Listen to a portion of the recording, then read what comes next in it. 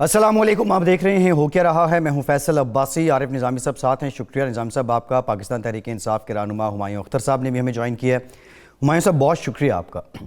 12 ربیع الاول کی مبارک ساتوں کا آغاز ہوا چاہتا ہے۔ دنیا بھر میں رہنے والے مسلمان آقائے دو جہاں حضرت محمد مصطفیٰ صلی اللہ علیہ وآلہ وسلم کی آمد کا جشن منا رہے ہیں، لیکن اس کے ساتھ ہی ساتھ یہ 12 ربیع الاول اس لحاظ سے بھی مختلف ہے جو فرانس میں گستاخانہ عمل ہوا ہے۔ دنیا بھر کے مسلمانوں میں غم و غصہ بھی ہے۔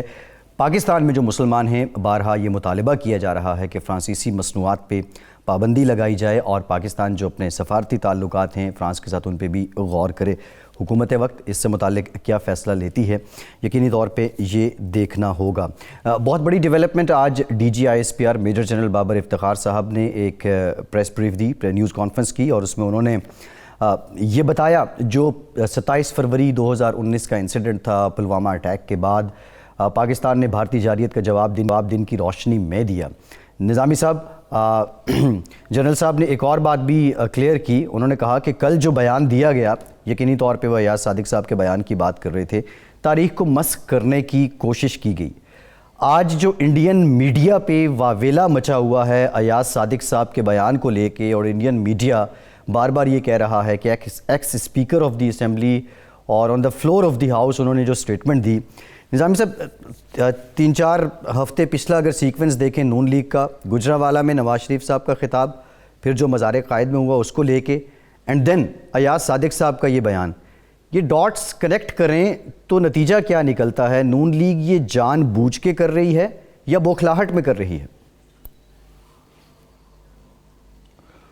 دیکھیں، ایسے معاملے بوکھلاہٹ تو نہیں ہو سکتی۔ ایک بڑا سنگین معاملہ ہے یہ، اس قسم کی بات کرنا، اور وہ بھی ایک پاکستان کے ایک ذمہ دار سیاستدان کی طرف سے ایسی بات کیا جانا، اس کا پھر نیگیٹو امپیکٹ تو ہونا ہوا۔ تو اس کی نتیجے میں آپ دیکھ رہے ہیں کہ وضاحتیں بھی کی جا رہی ہیں، لیکن سوال یہ پیدا ہوتا ہے کہ آپ کو یہ بیان دینے کی زحمت کیوں کی آپ نے؟ کیا آپ کو کوشش تھی جو کر رہے تھے آپ کرنے کی کہ پاکستان کے موقف کو کمزور کیا جائے؟ یہی ہو سکتا ہے۔ یقیناً یہ افسوسناک ہمارا جو کچھ ہوا ہے۔ جی، ہمایوں صاحب سے بھی اس پہ نظامی صاحب جان لیتے ہیں۔ آج جو وزراء ہیں وہ بھی خاصے برہم دکھائی دیے ہیں۔ شبلی فراز صاحب بھی، فواد چودھری صاحب بھی، DGISPR نے بھی آج وضاحت کی ہے۔ ہمایوں صاحب، آپ ان لوگوں کے ساتھ بھی رہے ہیں، یہ کیا ہے؟ ایاز صادق صاحب جیسا شخص اس طرح کا بیان دیتا ہے، یہ کوئی نون لیگ کی پالیسی سٹیٹمنٹ ہے؟ میرا خیال کو ڈانٹ پڑی ہوگی اوپر سے، ایک دم بول پڑے ہیں ایاز صادق صاحب، لیکن ضرورت سے زیادہ بول گئے اور بہت ہی غیر ذمہ داری کا ثبوت دیا۔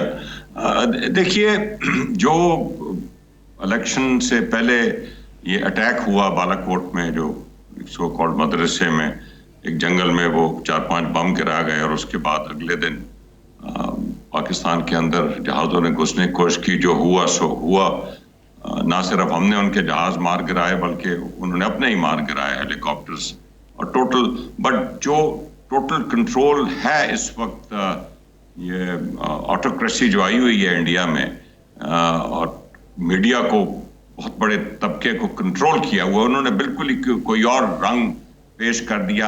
I think it was a good gesture on the part of the prime minister. 100% obviously the security establishment Pakistan کی اس فیور میں تھی۔ اس وقت انڈیا کی میڈیا نے رنگ دیا تھا کہ جی ہاں یہ پاکستان نے تو ڈر کے کر دیا، اور میری تو سمجھ سے باہر ہے جی کہ سیاست تو ہم کرتے رہیں گے۔ اور ایاز صادق کو پتہ نہیں کیا ہوا، پچھلے 20 ستمبر سے پتہ نہیں اس ملک میں، مجھے تو اب یہ لگ رہا ہے کہ کوئی سوچی سمجھی سازش کے تحت کچھ لیڈر جو سمجھتے ہیں کہ ان کی کسی قسم کی کوئی چانس نہیں ہے، کوئی پرووک کر رہے ہیں پاکستان کے کچھ اداروں کو، اور ڈیمیج کر رہے ہیں، اور بیچ میں ڈسنٹ پیدا کرنے کی کوشش کر رہے ہیں۔ یہ بڑی ڈینجرس چیزیں ہیں۔ آرٹیکل 6 تو ان چیزوں کے لیے بننا چاہیے کہ وہ ادارے جو پاکستان کو اندرونی بیرونی تحفظ کرتے ہیں, جو پورا پاکستان کا نیوکلیر پروگرام ان کے ہاتھ میں ہے, جنہوں نے ایک دنیا نے جب مانا کہ انہوں نے اچھا جواب دیا انڈیا کو, اس کو آپ نل اینڈ وائڈ کرتے ہیں. میری تو سمجھ سے باہر ہے جی. میں عارف صاحب آپ بتائیے, کم از کم جب میں پڑھائی سے واپس آیا اس کو 32 سال ہو چکے ہیں. آپ سے ہر وقت ملنا جلنا رہتا ہے. کبھی آپ نے ایسے حالات واقعات دیکھے؟ ہاں, کچھ انہونی سی چیزیں جو ہوئی ہے. بہرحال اس کا تو مطلب واضح ہے کہ ایاز صادق صاحب یا تو اپنی حالات کی روح میں بہہ گئے, یا وہ اگر آپ یہ تصور کر رہے ہیں کہ انہوں نے بیان دانستہ طور پہ دیا ہے, تو اس کا مطلب ہے کہ کیا وہ ان لوگوں میں شامل کرنا چاہتے ہیں اپنے آپ کو جو ففتھ کالمسٹ ہیں, جو یہ چاہتے ہیں کہ پاکستان پہ بھارت کے اگر کوئی ممکنہ اٹیک یا اس قسم کی چیز ہو خدا نخواستہ, تو اس کو جسٹیفائی کیا جائے. اور تو اس کی کوئی سمجھ میں نہیں آتی. ویسے بھی میرا خیال ہے کہ جو بھی حالات ہوں, پاکستان اتنی کوئی ترنے والا نہیں ہے کہ بھارت جو ہے وہ اپنے عزائم کی تکمیل کر سکے. میں اس لیے کہ ایاز صادق صاحب نے الٹا سیدھا سا بیان دے دیا. جی, اور اب ایاز صادق صاحب بیک ٹریک کر رہے ہیں. وہ اب کہہ رہے ہیں کہ انڈین میڈیا نے میرے بیان کو غلط سمجھا ہے. میں نے ان کا کافی غور سے سنا ہے. انہوں نے جو بیان دیا ہے, میرے خیال میں انہوں نے اپنے بیان میں جان بوجھ کے ویگنس چھوڑی تھی کہ جس طرح جو چاہے انٹرپریٹ کر لے. کم از کم پی ٹی آئی کے جو ہم وزراء حضرات ہیں, میرے ساتھی حضرات ہیں, اور جو آئی ایس پی آر ہے, اس نے تو اس میں ویگنس نہیں دیکھی. انہوں نے کلیئرلی دیکھا ہے کہ یہ بڑے ڈیمیجنگ بیانات تھے. جی ہمایوں صاحب, آپ جو بات کر رہے ہیں اس کے باوجود جی نظامی صاحب, میں کہہ رہا تھا کہ اس کے باوجود ریسٹرینٹ سے کام لیا ہے آئی ایس پی آر نے جو بیان دیا ہے اس میں بھی, کیونکہ ظاہر ہے کہ پاکستان جو ہے کو بھارت سے جنگ نہیں چاہتا, نہ ہی اس کی جنگ جو ہے نا پالیسی ہے. اور ٹھیک ہے, اگر ہمارے پر کوئی اٹیک کرے گا تو اس کا جواب تو ضرور دیں گے ہم, لیکن اس قسم کی کو پالیسی جو ایک پاکستان کو میں جنگی اسٹیریا پیدا کر دے, وہ ہماری فوج کا یا ہمارے اور اداروں کا مطمع نظر نہیں ہے. جی میں کچھ کہنا چاہوں گا, آپ کی اجازت ہو. کہ دیکھیے, میں سمجھتا ہوں عارف صاحب آپ کی سوچ بڑی گہری ہوتی ہے ان چیزوں پہ, کہ یہ جو بھارت نے کشمیر کا سٹیٹس چینج کیا ہے, کانسٹیٹیوشن سٹیٹس, یہ ان سے بہت بڑی غلطی ہو گئی ہے. میرے خیال ان کے پلانرز نے یہ نہیں سوچا کہ یہ جو کشمیر ہے اس کا ایک ایریا جو لداخ ہے, اس میں چائنا سے ان کا بڑا پرانا لنگرنگ ڈسپیوٹ ہے, جس پہ ایک جنگ بھی ہو چکی ہے. میں آج آپ کو پیشن گوئی کرتا ہوں کہ یہ جو معاملہ ہے چائنا کے ساتھ, یہ اتنی جلدی ان کا ختم نہیں ہوگا, اور یہ لٹکے گا, اور یہ کوئی بھی رخ اختیار کر سکتا ہے.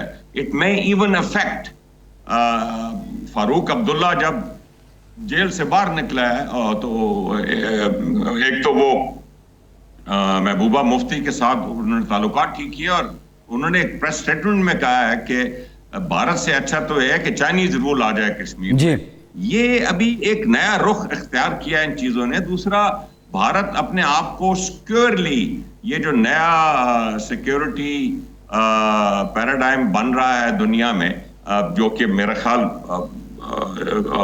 نان پارٹیزن ہے, بائیڈن صاحب بھی شاید اس میں بیٹر سینس ہو بہتر, لیکن اینٹی چائنا جو نیریٹو ہے اور تھنکنگ ہے وہ اب امریکہ میں موجود ہے.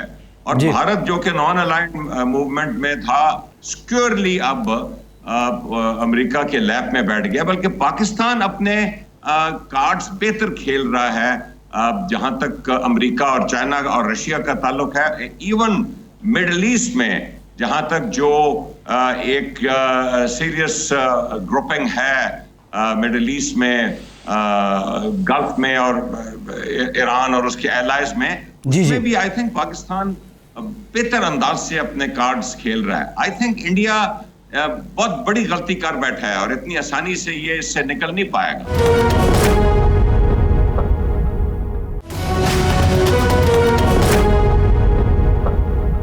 हुमायूं साहब, जानना मैं ये चाह रहा हूँ, आपने जो मंजर कशी की है, 2-3 दिन पहले अमेरिका इंडिया 2+2 एक मुतनाज़ मुआहिदा करते हैं, और जो आप जिस मंजर में पस मंज़र में बात कर रहे हैं, चाइना उसका हदफ है, फिर पाकिस्तान से मुतालिक जो है उनके बयानात आए दिन जारी रहते हैं। होना तो ये चाहिए था, और पाकिस्तान में जो सियासी बेयकीनी है, हुकूमत अपनी ज़िम्मेदारी का अदा करते हुए पॉलिटिकली अपोजिशन को इंगेज करती, और कल का जो सेशन था उसमें इस मुआहिदे से मुतालिक कोई करारदाद आती, कश्मीर में जो अब वो मज़ीद भारतीय लोग जायदाद ख़रीद सकते हैं इससे मुतालिक करारदाद आती। आप नहीं समझते आपकी हुकूमत जो दीगर स्टेक होल्डर्स हैं उनको पॉलिटिकली इंगेज करने में नाकाम रही है? देखिए, इस तस्वीर के भी दो रुख हैं।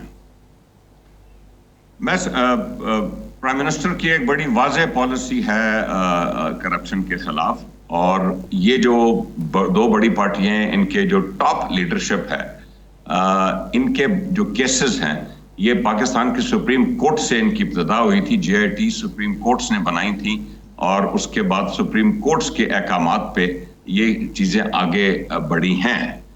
और हमने 2 साल से सिर्फ ये देखा है कि लीडर बचाओ तहरीक चल रही है। अनफॉर्चुनेटली पाकिस्तान के हमें बड़े मुश्किल हालात मिले, जिसको हमने कोशिश करके बेहतर किया है। उस बेहतरी लाने के अपने कॉन्सिक्वेंसेस होते हैं, महंगाई की शक्ल में, ऊपर से कोरोना आ गया। लेकिन हमने ये देखा है कि जब भी कोई पेशकदमी की जाती है, मसलन आप फैटफ के जो हमें लेजिस्लेशन चाहिए थी, उसमें वो 34 नुक्ते ले आए, जो कि इससे तो बेहतर यही होता कि कोई अकाउंटेबिलिटी प्रोसेस होता ही ना। आई थिंक कि आप ये 20 सितंबर से जो शुरू हुआ, इसमें आप देख लें कि ये जो पार्टीज हैं, ये अवाम की फलाह बहबूद या मुल्क की फलाह बहबूद के लिए क्या कह रही हैं, अदर देन द फैक्ट कि वो कह रही हैं, नवाज शरीफ साहब कह रहे हैं कि ये 2 इदारे, पाकिस्तान की फौज और ISI, मेरे टोटल कंट्रोल में नहीं है, इनको भी आप पंजाब की पुलिस बना दें और पंजाब की स्पेशल ब्रांच बना दें, और मैं अपनी मर्जी से तरक्कियां करूं और ट्रांसफरें करूं ताकि ये मेरे टोटल ताबेदार बन जाएं। जैसे बाकी पाकिस्तान के इदारे तबाह बर्बाद हुए हैं, तो ये इदारे भी हो जाएंगे। ये तो उनको करने नहीं देगा। जी ठीक। इस वक्त मुझे आप सिर्फ ये बता दीजिए कि ये जो 26 नकात हैं, और न सिर्फ ये बल्कि एक पार्टी 58 से और एक 81 से, और 4 मरतबा वफाक में आए हैं, 6 मरतबा पीपल पार्टी सिंध में आई है, 5 मरतबा PML पंजाब में आई है। वो अभी इस कौम को क्या पेश कर रहे हैं? मुश्किल वक्त है, ना सिर्फ पाकिस्तान में, दुनिया में क्या पेश कर रही है जो ये कह दें कि अब हम 5वीं बार जब आएंगे इक़्तिदार में, और 6ठी बार पंजाब में, और 7वीं बार सिंध में, तो हम फलां चीज करेंगे। ठीक है निज़ामी साहब से बाहर है। निज़ामी साहब, ज़रा हुमायूं साहब को भी और अपने देखने वालों को भी सुनवाते हैं। ये आज डेवलपमेंट है जो कौमी असम्बली में PTI के फाजल MNAs हैं, रियाज फतियाना साहब, नूर आलम साहब, ख्वाजा शिराज महमूद साहब, वो महंगाई और हुकूमत की कारकर्दगी पे क्या फरमा रहे हैं, देखिए।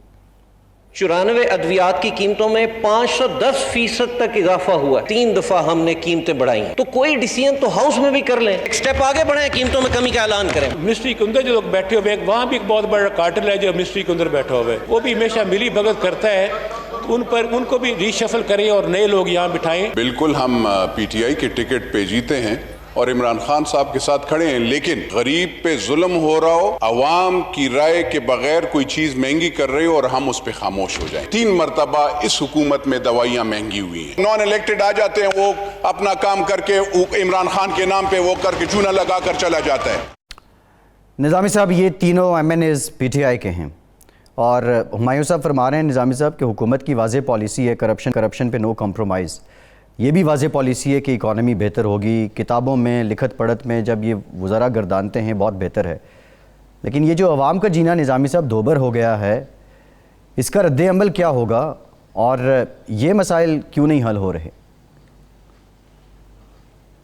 دیکھیں یہ رولنگ پارٹی کے اپنے لوگ جو آپ کہہ رہے ہیں یہی بات ہے، جو اپوزیشن والے تو کہتے رہتے تھے، اور یہ واقعی یہ ہمایوں اختر صاحب کی جو جماعت ہے اس کے بہت بڑا کالا دھبا ہے کہ یہ کرپشن تو خوب آئے تھے بند کرنے کے لیے، لیکن اس کے ساتھ ساتھ یہ گورننس دینے بھی آئے تھے، اس پہ تو اتنی بری طرح ناکام ہوئے شدید طریقے سے کہ کوئی اب تو نظر بھی نہیں آتا کہ آیا یہ حالات ٹھیک کر بھی کریں گے یا نہیں.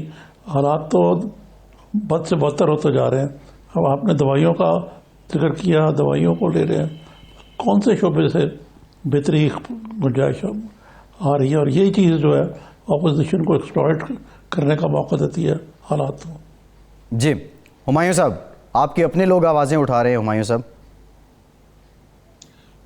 ایسے بہت دفعہ ہوتا ہے جی.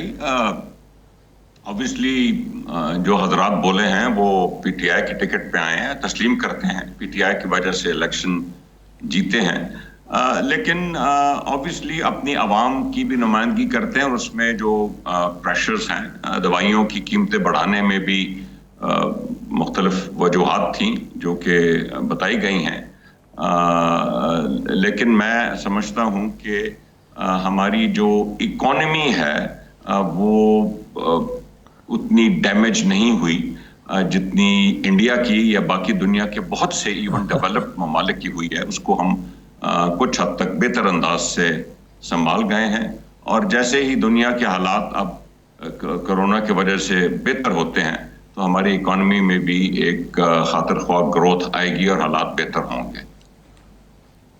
نظامی صاحب. ہمایوں صاحب یہ تو باتیں آپ کی ٹھیک ہیں، لیکن آپ دیکھیے کہ مجھے تو اکانومی کے حالات بہتر ہوتے ہوئے نظر نہیں آ رہے. کووڈ کی صورتحال دیکھیں وہ بد سے بدتر ہوتی جا رہی ہے، تو اس صورت میں یہ وضع کچھ توقع کرنے کے حالات بہتر ہو جائیں گے میرے خیال سے. تو یہ کوئی اتنی دانش مندانہ پالیسی نہیں ہے. اور اب الیکشن کی آہستہ آہستہ ابھی تو 2 سال ہیں لیکن بات شروع ہو جائے گی، تو اس میں آپ کیا قوم کو کہیں گے ہم نے کیا گورننس کی، ہم نے کیا قیمتیں کنٹرول کی ہیں، ہم نے کون سا ایسا تیر مارا کہ ہمیں دوبارہ لے کے آ جائیں. میں آج یہی سوچ رہا تھا صرف ایک ہی صورت ہو سکتی ہے کہ دوبارہ جھرلو پھرے اور آپ کی پارٹی جو ہے وہ دوبارہ اقتدار میں آ جائے، اور تو مجھے کوئی ایسی توقع نہیں نظر آتی کہ لوگ آپ کو کیوں کرو چانس دیں گے کہ دوبارہ آئیں. دیکھیے الیکشن سے پہلے میں امید کرتا ہوں کہ 2021 میں کسی نہ کسی صورت میں ایک ویکسین آ جائے گی. آلریڈی چائنا کی ویکسین جو ہے آئی تھنک 2 ویکسینز چائنا کی فیز 3 ٹرائلز میں ہیں، جو ٹرائلز میں پاکستان میں بھی ہو رہے ہیں، چائنا میں بھی ہو رہے ہیں. مجھے آج پتہ چلا کہ چائنا کے لوگ جب ملک سے باہر جاتے ہیں تو وہ اپنے آپ کو ویکسینیٹ کرا رہے ہیں. یہ ویکسین آ جائے گی، جلد آ جائے گی، اور مڈل 2021 ٹورڈ دی اینڈ یہ حالات دنیا کے بہتر ہو جائیں گے، مجھے امید ہے. یہ آخری جو 2 سال ہوتے ہیں اس میں بہت کچھ ڈیپینڈ کرتا ہے. میں آج ایک فگر دیکھ رہا تھا جی، ویسے اتفاقاً، کہ 2015 میں پاکستان کی تاریخ کا ابھی کوئی کووڈ نہیں تھا، کوئی ایسا کرائسس دنیا میں نہیں تھا، لیکن unemployment rate P M L N کے دور میں 8.3% تھا. ایکسپورٹس جو ہیں وہ آپ کو معلوم ہے عارف صاحب کہ میں اس کو $20 بلین پہ دگنی ہوئی تھی میرے دور میں، چھوڑ کے گیا تھا، اور وہ پھر بڑی پچھلے 8-10 سال میں 25 بلین، اور پیپل پارٹی کے دور میں وہ پھر نیچے $20 بلین پہ آ گئی.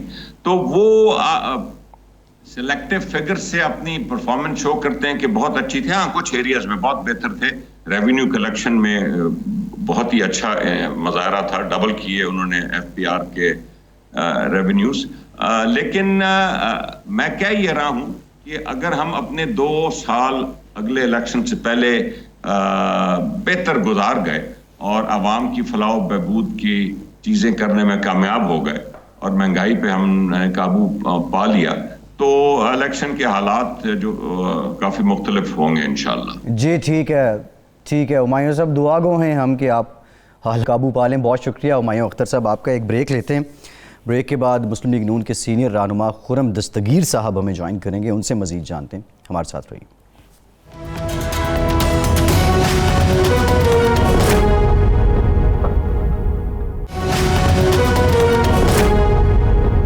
بریک کے بعد ایک بار پھر سے پروگرام میں آپ کو خوش آمدید کہیں گے۔ مسلم لیگ نون کے سینئر رہنما خرم دستگیر صاحب نے ہمیں جوائن کیا ہے۔ خرم صاحب بہت شکریہ آپ کے وقت کا۔ خرم صاحب آپ کی طرف آتے ہیں، ایاز صادق صاحب والے معاملے پہ بات کریں گے، لیکن نظامی صاحب یہ جو بات کر رہے تھے ہمایوں اختر صاحب اپنی جماعت کی ترجمانی کرتے ہوئے، یہ ایسا کیوں معلوم ہوتا ہے نظامی صاحب کہ یہ جو معیشت ہے، عام لوگوں کا جینا، عام لوگوں کی زندگی، ان کے حالات، ان کے مسائل اور ہیں، اور وزراء کی جو ایک افسانوی دنیا ہے وہ اور ہے؟ جی یہی بات میں سوچ رہا تھا کہ یہ تو کہہ رہے ہیں جی سب بہتر ہو جائے گا۔ ہمایوں اختر صاحب فرماتے ہیں کہ آپ آئندہ 2 سال میں ہم دودھ کی نہریں بہا دیں گے، گویا کہ پیوستہ ہے شجر سے امیدیں باہر رکھ۔ اگر ایسا ہو جائے تو کیا ہی کہنے، لیکن ایسا ماورائی دنیا میں ہوتا ہے، حقائق اس سے مختلف بھی ہوتے ہیں۔ بہرحال ہمارے گیسٹ ہیں خرم دستگیر صاحب، ان سے پوچھتے ہیں خورشید صاحب آپ کو نظر آتا ہے کہ کوئی حالات جو ہیں وہ بہتر ہو جائیں گے جس طرح کی صورتحال جا رہی ہے اس میں؟ اکانومی کہیں چلے، باقی سیاسی تو ہے ہی نہیں۔ یہ حالات تو نظامی صاحب بہتر انتظام کرنے سے اور اس کے اوپر توجہ دینے سے بہتر ہوں گے نا، لیکن یہاں تو ہم دیکھ رہے ہیں کہ یہ کٹ پتلیوں کا رقص جاری ہے اور وہ گردان کرے جا رہے ہیں، سب چور ہیں، سب غدار ہیں، صرف ہم ٹھیک ہیں۔ تو یہ کٹ پتلیاں جو ہیں رقصاں ہیں اس وقت مختلف وزراء، انہیں تو اندازہ نہیں ہے کہ 80 روپے کلو آٹے نے عوام کی گردن کاٹ کر رکھ دی ہے، 115 روپے کلو چینی نے عوام کو زخم کر دیا ہے، اور جو دالوں کی صورتحال ہے، گھی کی صورتحال ہے، اس سے پوری قوم پریشان ہے کہ ہم نے اپنے بچوں کو روٹی کھلانی ہے یا ان کو اسکول بھیجنا ہے۔ اور اس کے اوپر ظلم یہ ہے جس کا ذکر آپ نے کیا بھی کہ پچھلے 2 سال سے ٹیکس ریونیو اور ایکسپورٹس دونوں جو ہیں وہ اس لیول کو ٹچ نہیں کر پائیں جس پہ مسلم لیگ نون چھوڑ کر گئی تھی۔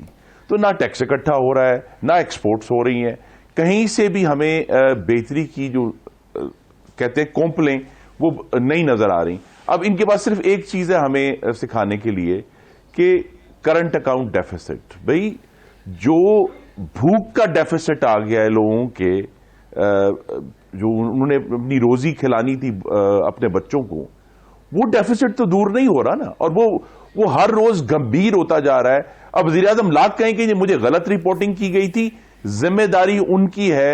اور جس طرح وزیر فوڈ سیکیورٹی نے پارلیمان میں کہا تھا کہ 60 لاکھ ٹن گندم پنجاب کی غائب ہو گئی، تو وہ غائب تو نہیں ہوئی نا، وہ اسمگل ہوئی افغانستان سے، اور حکومتی وزراء کی جو اس میں ملی بھگت تھی، لیکن وہ اب جب چلی گئی تو آٹا جو ہے وہ اب آج 80 روپے کلو ہے۔ اور چینی جو ہے وزیر اعظم نے خود اجازت دی کابینہ نے 11 لاکھ ٹن ایکسپورٹ کرنے کی، نتیجہ یہ کہ آج تمام تر رپورٹوں اور فورانسک کمیشن کے باوجود چینی 115 روپے ہے۔ لیکن یہ جو ہے، یہ تو پھر میں کہوں گا یہ کٹ پتلیاں رقصاں ہیں، اور یہی نعرہ لگا رہی ہیں سب چور ہیں، سب غدار ہیں۔ جی خرم دستگیر صاحب، ایاز صادق صاحب کا جو معاملہ ہے، یہ بیان ان کا پارٹی پالیسی ہے یا ذاتی حیثیت میں ہے؟ اس میں جی 2-3 معاملات ہیں جن کو ہمیں کھل کر اس کا سامنا کرنا چاہیے تھا۔ پہلی بات تو یہ ہے کہ وفاقی وزراء کا یہ کہنا کہ اس میٹنگ میں ابھی نندن کی ڈسکشن نہیں ہوئی، یہ جھوٹ ہے۔ میں اس میٹنگ میں تھا اور ابھی نندن کی ڈسکشن ہوئی، لیکن اگلی بات یہ ہے کہ میں آپ کو نہیں بتا سکتا اور کہ کیا ڈسکشن ہوئی، کیونکہ ایاز صادق صاحب کو بھی اجتناب کرنا چاہیے تھا ایسے معاملات کو کھل کر سامنے لانے میں۔ لیکن ہم یہ دیکھ رہے ہیں کہ جب مستقل طور پر اپنے حقوق مانگنے پر، اپنے حقوق کچلے جانے پر جب پی ڈی ایم آواز اٹھاتی ہے تو آگے سے جواب آتا ہے کہ یہ سب غدار ہیں۔ تو اگر حکومت یہ غداری کے سرٹیفکیٹ بانٹنا بند کر دے اور ڈسکشن کو کسی متانت کے ساتھ ہم کر سکیں، پارلیمنٹ میں نیشنل سیکیورٹی کمیٹی ہے، ڈیفنس کی کمیٹی ہے، فارن افیئرز کی کمیٹی ہے، اس کے اندر ان کیمرہ میٹنگ میں یہ بات ڈسکس ہو۔ لیکن یہ بات جو ہے، یہ ایشو اسی لیے اٹھ رہے ہیں کہ اگر آپ مستقل طور پر غداری کے الزامات لگائیں گے تو پھر جواب میں ایسے معاملات اٹھیں گے پارلیمان میں بھی، جلسوں میں بھی، جن پہ بھی یہ کہا جائے گا جی نیشنل سیکیورٹی کمپرومائز ہو رہی ہے۔ یہ جو تیسری بات میں نے کرنی اس میں یہ ہے کہ اس حکومت کا ریکارڈ ہے کہ انہوں نے ہندوستان کو اپیز کیا ہے, اپیزمنٹ کی ہے کہ جی انہوں نے کہا کہ جی ہم کرتارپور بنائیں گے, ہندوستان نے جواب دیا بالا کوٹ پر حملے سے. انہوں نے کرتارپور بنانا بند نہیں کیا, ہندوستان نے جواب دیا کشمیر کے اوپر جو ہے وہ اس کو اپنے تسلط کو قائم کرنے سے. وزیر اعظم نے 25 جولائی کو یہ فرمایا تھا کہ مجھے یہ لگتا ہے, واشنگٹن سے واپس آئے تھے, کہ میں دوسرا ورلڈ کپ جیت کر آیا ہوں.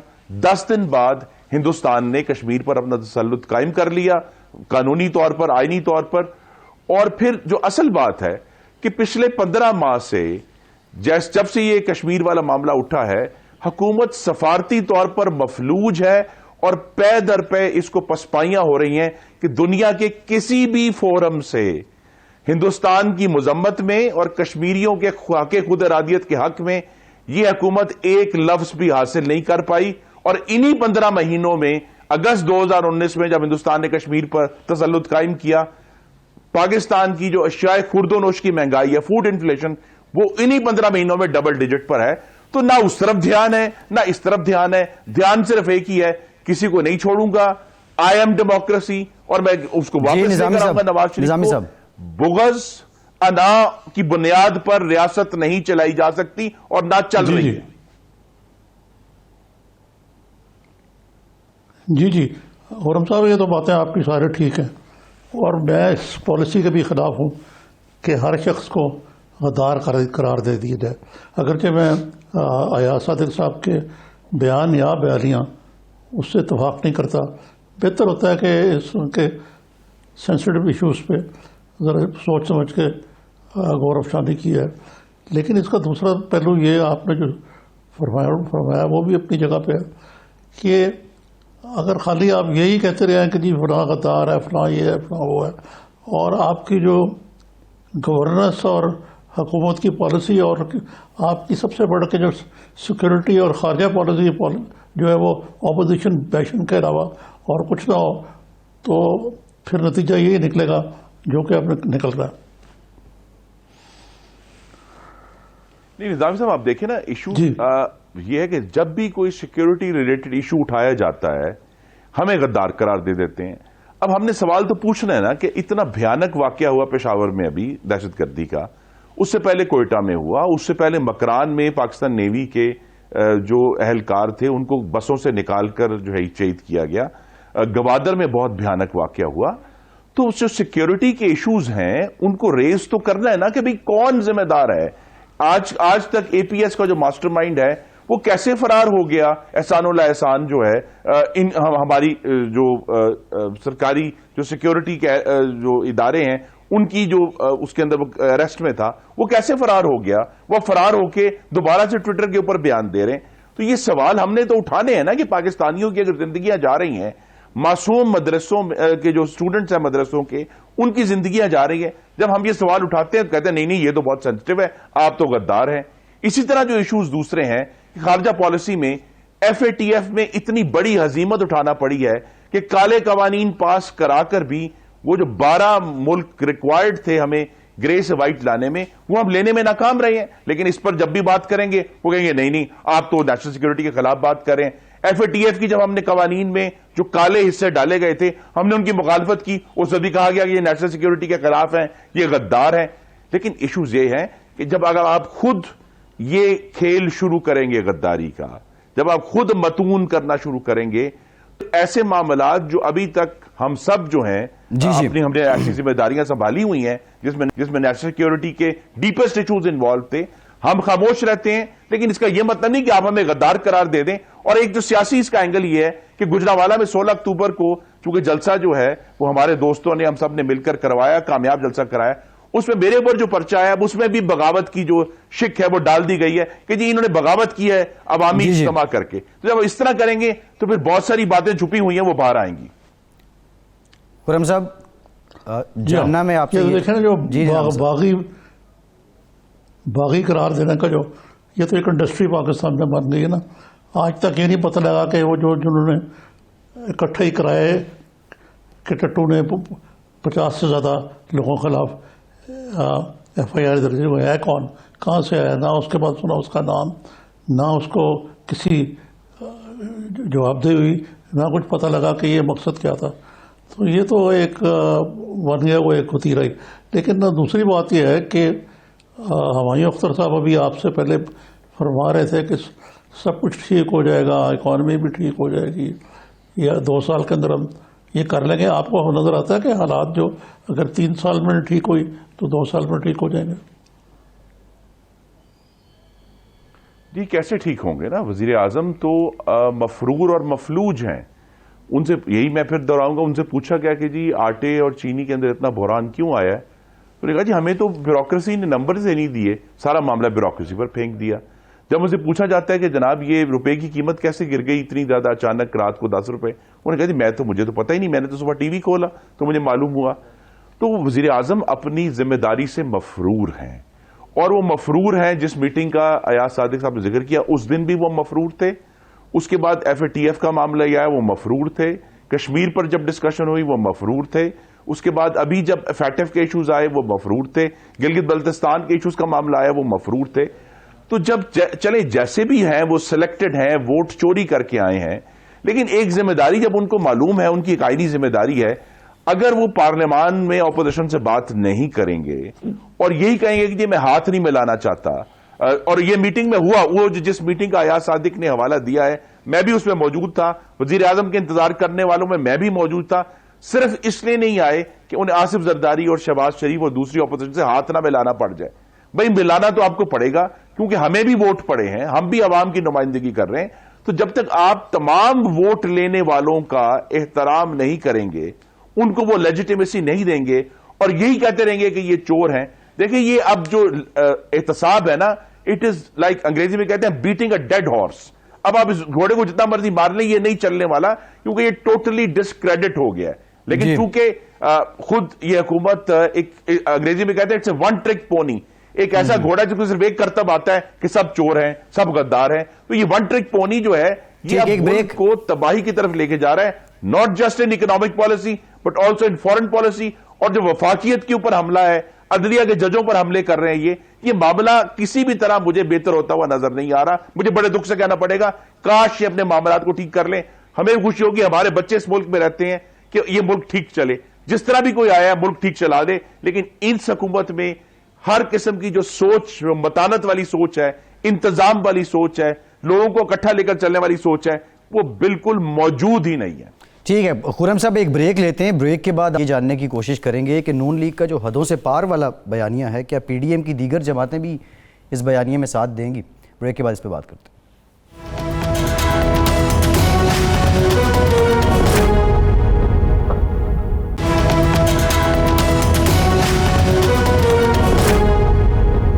بریک کے بعد ایک بار پھر سے آپ کو خوش آمدید کہیں گے. نظامی صاحب آپ کی طرف آتا ہوں, لیکن خرم صاحب پہلے بھی ایک سوال آپ سے پوچھا تھا, بریف اینڈ پریسائز آنسر چاہ رہا ہوں کہ ایاز صادق صاحب کا یہ بیان پارٹی پالیسی ہے یا ذاتی حیثیت میں ہے, اور اگر ذاتی حیثیت میں ہے تو پارٹی لیڈرشپ نے کوئی ایکسپلینیشن ان سے طلب کی ہے؟ جی ایاز صاحب کو بھائی یہ تو کچھ تھوڑا آپ کا کرنا چاہیے تھا, لیکن انہوں نے ایک بات کر دی ہے, اس کی تردید بھی آ گئی ہے. یہ سارا معاملہ یہی ہے کہ یہ تو جب کوئی مورخ لکھیں گے کہ ایکچولی اس میٹنگ میں کیا ہوا, شاید میں بھی کسی دن لکھ دوں کیونکہ میں بھی اس کا شائنی شاہد ہوں, تو پھر ہمیں معلوم ہوگا کہ پاکستان میں نیشنل سیکیورٹی کے فیصلے کیسے ہوتے ہیں. لیکن انہوں نے ایک بات کھول کر کی ہے, اس کی تردید بھی کر دی گئی ہے. اس معاملے کو آپ جتنا آگے لے کر جائیں گے اتنا ہی میرے خیال میں معاملات مزید بگڑیں گے. تو ان سے ایکسپلینیشن جو قائد نواز شریف اور سینئر وائس پریزیڈنٹ موجود ہیں اس وقت شاہد خاقان عباسی, وہ بات کریں گے. لیکن ایشو یہی رہے گا کہ پاکستان میں نیشنل سیکیورٹی پالیسی جو ہے اور غدار قرار دینے کی پالیسی جو ہے وہ کسی بھی طرح ملک کے مفاد میں نہیں ہے. نظامی صاحب. خرم دستگیر صاحب آپ یہ کہہ رہے ہیں کہ اگر اس میٹنگ کے حوالے سے جس میں ایاز صادق صاحب نے یہ بات اگر کی تھی تو اس کے اگر اصل حقائق سامنے لائے جائیں تو دودھ کا دودھ اور پانی کا پانی ہو جائے گا, اور یہ ایسے ہی نہیں جیسے کہ نظر آ رہا ہے. جی بالکل, لیکن میں وہی کہوں گا نا, میں خود چونکہ اللہ تعالیٰ کے کرم سے وزیر دفاع رہ چکا ہوں, تو یہ ایسے معاملات ہیں جو قوم کے سامنے نہ ہی آئیں تو بہتر ہے، کیونکہ ہم سب کے جو ذاتی تعصبات ہیں، ہماری اپنے جو کہنا چاہیے کس حد تک شجاعت ہے یا نہیں ہے ہم میں، وہ سب ایسی میٹنگز میں ایکسپوز ہو جاتا ہے. تو یہ بات تو یہی کہ ایک پالیسی اختیار اس حکومت کی طرف سے کی گئی. مسلم لیگ نون اس پالیسی کی ضرور مخالفت کرتی ہے کہ ابھینندن کو واپس دینا جو ہے وہ ہندوستان کی اپیزمنٹ تھی، جس کی ہم نے نہ ہی اس میٹنگ میں مخالفت کی، نہ ہی اگلے دن پارلیمان میں مخالفت کی. لیکن اس گورنمنٹ کی جو اپیزمنٹ پالیسی تھی وہ ناکام ہوئی ہے ہندوستان سے کسی بھی طرح تعلقات کو بہتر کرنے میں. ہم نے بار بار کہا کہ جی ہم مذاکرات کرنے کے لیے تیار ہیں، ہم کرتارپور کھول رہے ہیں. ہندوستان نے آگے سے ایک سخت اور پاکستان کو تباہ کرنے والے ہی پیغامات مستقل ان کے پرائم منسٹر مودی کی طرف سے، ڈیفنس منسٹر سے، فارن منسٹر سے اسی طرح کے بیانات آئے. تو یہ جو اس حکومت کی پالیسی تھی وہ ناکام ہو گئی اپیزمنٹ کی، جس کو یہ ابھی تک ماننے کے لیے تیار نہیں ہے کہ ہم نے یہ پالیسی اختیار کی تھی. لیکن یہ کلیئر ہے ابھینندن اس کی ایک کڑی تھی. تو اس پہ تو آپ جیسے جو ماشاءاللہ بڑے ویل انفارمڈ اور بالغ نظر لوگ ہیں وہ بھی اس پر سوچ کے لکھ سکتے ہیں. لیکن جو نیشنل سیکورٹی کی میٹنگ اس طرح ہے اس کی کارروائی سامنے نہ ہی آئے تو بہتر ہے. نظامی صاحب. تو خرم صاحب یہ جو آپ یہ کہہ رہے ہیں بالکل درست ہے کہ اپیزمنٹ کی جو پالیسی ہے انڈیا کی طرف، ایک اپیزمنٹ کی پالیسی کہ کہتے کچھ ہیں کرتے کچھ ہیں. یہ وقت نہیں آ گیا کہ ہم وہ کریں جو ہم کہتے ہیں، بجائے اس کے کہ اندر سے معاملات اور چل رہے ہوں، باہر سے ایک اور لائن چل رہی ہو، اور اسی بنا پر پاکستانی قوم کنفیوز ہو کہ ہم کرنا کیا چاہ رہے ہیں اور کیا کہہ رہے ہیں. جی پاکستانی قوم کنفیوز ہے. میرے جیسے پارلیمان کے اراکین جو ایسے معاملات کے اوپر پڑھتے بھی ہیں، غور بھی رکھتے ہیں، ہم بھی کنفیوز ہیں کہ ایک طرف تو اتنی ہارڈ لائن ہے ہندوستان کے اوپر جو بیانات میں دی جاتی ہے، لیکن کشمیر کے معاملے پر ہمارا رسپانس کیا ہے سوائے یہ کہ ہم نے ایک نقشہ اور ایک نغمہ ریلیز کیا ہے. اور ہم نے کیا کیا ہے؟ میں پھر کہوں گا دنیا کے کسی بھی سفارتی فورم سے ہندوستان کی مذمت میں اور کشمیریوں کے حق خود ارادیت کے حق میں ایک لفظ بھی بلند نہیں. ہم یہ بات کرتے ہیں تو آگے سے جواب آتا ہے کہ جی وہ دیکھیں جی بین الاقوامی میڈیا نے کشمیر کو بڑی کوریج دی ہے. بھئی دنیا بدل گئی ہے، جو آج کے ٹولز اویلیبل ہیں اس کی وجہ سے کوریج بڑھنی تھی. یاد ہے کہ کوریج اتنی بڑی ہے کہ وہ جو 4 فوٹوگرافرز جنہوں نے کشمیر کا یہ معاملہ کور کیا تھا ان کو امریکہ کا جو ہائیسٹ جرنلزم ایوارڈ ہے پولیٹزر پرائز اس سال ملا ہے فوٹوگرافی میں. ہم نے وہ بھی تصویریں ساری دیکھی ہیں. لیکن اصل ایشو یہ ہے کہ چاہے وہ UN سیکورٹی کاؤنسل ہو، OIC ہو، UN ہیومن رائٹس کاؤنسل ہو، دوسرے جو بہت سارے بین الاقوامی فورمز ہیں، یورپ کے اپنے علیحدہ ہیں، ساؤتھ امریکہ میں، کسی نے بھی ہندوستان کی مذمت نہیں کی کہ انہوں نے یہ 5 اگست 2019 کا ایکشن کیوں لیا. اور کسی نے اس بات کا اعادہ نہیں کیا کہ کشمیر کو UN سیکورٹی کاؤنسل ریزولوشن کے تحت حق خود ارادیت حاصل ہے. یہ جو ناکامی ہے، دیکھیں ایک طرف تو ریٹرک ہے، لیکن اصل جب ہم کہتے ہیں نا آخر میں کاغذ پہ کیا ہے بلیک اینڈ وائٹ میں، وہاں حکومت کی کارکردگی صفر ہے اور فاٹف نے اس کے اوپر ایک اور مہر لگا دی. ٹھیک. اچھا ایک سوال میرے ذہن میں آتا ہے، وہ یہ ہے کہ کرتارپور جو ہے دستگیر صاحب، جو کرتارپور ہے بڑا یہاں پہ اس پر پیسے بھی بڑے خرچ ہوئے، بڑا تنتنے کا اس کا افتتاح بھی کیا گیا. میرا سوال یہ ہے کہ کیا اس سے ہمارا فارن پالیسی کا کوئی ایک بھی ہدف پورا ہوا ہے؟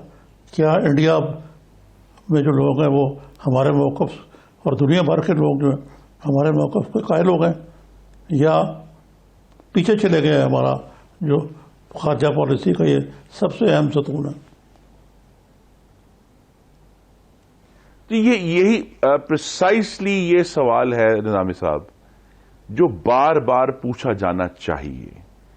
اگر آپ اس کو علیحدہ کر کے کرتارپور کو لیں گے تو وہ ایک کہ اس پر کسی کو اعتراض نہیں ہے کہ بھی اگر کسی جو مائنورٹی ہے، ریلیجس مائنورٹی سکھ جو اس پار رہتے ہیں، ان کو ان کی جو بہت مقدس جگہ ہیں ان تک رسائی دینا کوئی ایسی جو ہے خراب بات نہیں ہے. لیکن ایسے وقت میں کرنا جب ہندوستان مستقل، اور آج کا نہیں، 2014 سے جب سے مودی صاحب کی گورنمنٹ آئی ہے، وہ پاکستان کے اوپر حملہ آور ہیں، ہر لحاظ سے جو ہے وہ موو کرتے ہیں. اور جب ہم یہ کرتارپور کرتے ہیں، آپ یہ دیکھ لیں کہ بھی کلبھوشن کے اوپر جو خفیہ قانون سازی کی گئی، اس کا کیا رزلٹ آیا ہمیں کہ انہوں نے دوبارہ یہ آرڈیننس ایکسٹینڈ بھی کرایا ہے، لیکن کیا اس سے کسی بھی طرح پاکستان کی جو انٹرنیشنل ڈپلومیٹک سچویشن ہے یا ساکھ ہے اس میں کوئی بہتری آئی ہے؟ یا جو ہے بعد میں انہوں نے کہا کہ جی ہم کلبھوشن کو کاؤنسلر ایکسس دیتے ہیں، وہ لینے کے لیے تیار نہیں ہے. ہندوستان جو ہے وہ عدالت میں گئی ہوئی ہے حکومت پاکستان کے، جی اس کے لیے وکیل مقرر کریں، ہندوستان اس پہ موو کرنے کے لیے تیار نہیں ہے. تو یہ اسی لیے اپیزمنٹ کا لفظ میں نے استعمال کیا ہے کہ اس حکومت کی پچھلے 28 ماہ سے اپیزمنٹ کی پالیسی ہندوستان کی ناکام ہو گئی ہے. اور دوسری جگہ اگر فارن پالیسی دیکھیں تو ہم نے اپنے جو سب سے قریبی دوست تھے سعودی عرب اور چائنا، دونوں کو سخت ناراض کر لیا. یہ دستگیر تو آپ نے تاریخ پڑھی ہوئی ہے، جو ہٹلر کے ہوتے ہوئے جو پیس موومنٹ پالیسی تھی جو بعد میں ویسٹ اس کو ریگریٹ کرتا رہا، یہ اسی قسم کی کوئی اپیزمنٹ ہے یا یہ ایک ایسی غلط قسم کی ڈائریکشن ہے؟ جی نہیں، یہ اسی قسم کی اپیزمنٹ ہے. اور اپیزمنٹ کا لفظ جو ہے وہ نیول چیمبرلن جو اس وقت وزیر اعظم تھے برطانیہ کے، انہوں نے جا کے ہٹلر سے ایک معاہدہ کیا تھا اور آ کر لہرایا تھا کہ دیکھیں امن ہو گیا.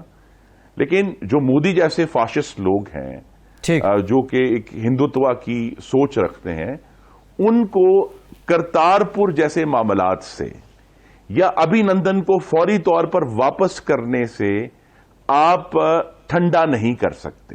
یہ اصل میں خلاصہ ہے کہ مودی صاحب اپنے اس ہندوتوا پالیسی پہ اور پاکستان اینٹی پاکستان پالیسی پر عمل پیرا ہیں. ان کے الیکشنز میں باقاعدہ اس کا ایجنڈا آئٹم ہے. لیکن ہمارا یہ خیال تھا کہ اگر کرتارپور بنانے سے یا ابھی نندن کو جلدی واپس کرنے سے ان کا بیہیویئر موڈیفائی ہوگا تو یہی فورن پالیسی کا فیلئر ہے کہ آپ نے یونیلیٹرل ایسے سٹیپس لیے جس سے دوسری سائڈ کا بیہیویئر موڈیفائی نہیں ہوا، کسی بھی طرح پازیٹیو نہیں ہوا. تو یہ پاکستان کی خارجہ پالیسی کی بہت بڑی خرم صاحب ذرا ڈومیسٹک پالیٹکس پہ آ جاتے ہیں. پی ڈی ایم میں ظاہر ہے آپ میجر سٹیک ہولڈر ہیں. نہیں، ایک سوال ہے میرا، ایک سوال تھا آخری، وہ یہ ہے کہ اپیزمنٹ کی جو پالیسی ہے وہ تو میاں نواز شریف نے بھی خرم صاحب رکھی. یہ بدقسمتی کی بات یہ کہ اس زمانے میں انہوں نے بھی خوب بھارت سے پینگیں بڑھائی اور اس کا نتیجہ ہمارے سامنے. جی بالکل. ان کا یہ خیال تھا کہ اگر ہندوستان کے ساتھ ہم سنسیئرلی کہیں گے کہ بھی ہم امن چاہتے ہیں، اور انہوں نے اسی سلسلے میں آپ کے ناظرین کو یاد ہوگا وہ نریندر مودی کی حلف اٹھانے کی تقریب میں بھی تشریف لے گئے تھے. لیکن اس کے بعد جو ان کا ایکچوئل جب عمل شروع ہوا مودی گورنمنٹ کا، تو ہم پر واضح ہو گیا تھا پہلے 1.5 سال میں ہی کہ ان کے ساتھ بات نہیں ہو سکتی. اور اسی لیے جو ہے وہ جیسے ہی معاملات 2015 دسمبر کے بعد سے ہر قسم کے مذاکرات ختم ہو گئے. ہم نے کوئی بات نہیں کی، وہ بھی ہم سے بات نہیں کرنا چاہتے تھے، ہم بھی ان سے بات نہیں کرنا چاہتے. اور اس حکومت نے آ کر آپ کو یاد ہوگا شروع میں وزیر خارجہ صاحب نے خط بھی لہرایا تھا کہ دیکھیں ہندوستان جو ہے مذاکرات پر راضی ہو گیا، جس کی تردید پھر وہاں سے نیو دلی سے ہوئی کہ نہیں ہم مذاکرات نہیں چاہتے، ہم نے صرف حکومت کے لیے نیک خواہشات بھیجی ہیں. تو یہاں ایک بہت بڑا بلنڈر بس ہے اس حکومت کی خارجہ پالیسی، جس کا نقصان پاکستان کو بہت نہیں اب پالیسی خرم صاحب گہرا ہو رہا ہے اور جس کا ہمیں اندازہ نہیں ہے سعودی عرب اور چین کو ناراض کرنے کی کیا مضمرات ہیں. خرم صاحب پی ڈی ایم سے متعلق میں جاننا چاہوں گا، جو بیانیہ آپ کی جماعت مسلم لیگ نون اختیار کر چکی ہے، یہ بیانیہ اختیار کرنے سے پہلے پی ڈی ایم میں شریک دیگر جماعتیں میجر جو مولانا فضل الرحمان اور پیپلز پارٹی، کیا ان کو اعتماد میں لیا گیا اور وہ آپ کی لائن سے ایگری کر رہے ہیں؟ جی پی ڈی ایم میں ابھی تک تو جس دستاویز پر دستخط ہوئے ہیں وہ 27 نکات ہیں جو 20 ستمبر کو سب پارٹیوں نے سائن کیے تھے اور مسلم لیگ کی طرف سے شہباز شریف صاحب. ابھی تک وہی ایجنڈا ہے. میاں نواز شریف تو اس ایجنڈے کے اوپر زیادہ کھل کر بات کر رہے ہیں کہ اگر ہم نے عوام کا حق حاکمیت اس ملک میں حاصل کرنا ہے تو ابھی یہ کوئی ہم 1950 کی دہائی کی بات نہیں کرے، چند سال پہلے 2 3 4 سال پہلے جو عوام کی حق حاکمیت کے ساتھ کھلواڑ ہوا ہے اس کا حساب لینا بھی اس میں شامل ہے. تو پی ڈی ایم کی آپ دیکھ لیں تقاریر گجرانوالہ میں بھی، कराची में भी, कोयटा में भी सब ने अपने हकूक की बात की है, करनी चाहिए। तो ये जो है इशू कि जी पीडीएम जो है वो मियां नवाज शरीफ की तकरीरों पर तो दस्तखत नहीं करेगा, वो तो मुस्लिम लीग नून के कायद हैं, लेकिन वो जो 27 नुकात जिन पर हमने दस्तखत किए थे उस पर हम भी कायम है और पीडीएम भी कायम है। निजामी साहब। जी, ये तो बात ठीक है इनकी कि पीडीआई पे हम सब कायम है। पीडीएम देखना एक मुतफर्रिक जमातों का इत्तेहाद है। एंड टू बी फेयर, ये जो इस किस्म के अलायंस होते हैं इनमें मुख्तलिफ लोगों की पॉलिसीज़ जो हैं उनको साथ लेकर चलना पड़ता है। अगर आप ये कहें कि जनाब जो सारी बातें जो हैं वो मौलाना फजल रहमान का एजेंडा है या उनसे भी ज़्यादा जो चकजई साहब का एजेंडा है उसे PMLN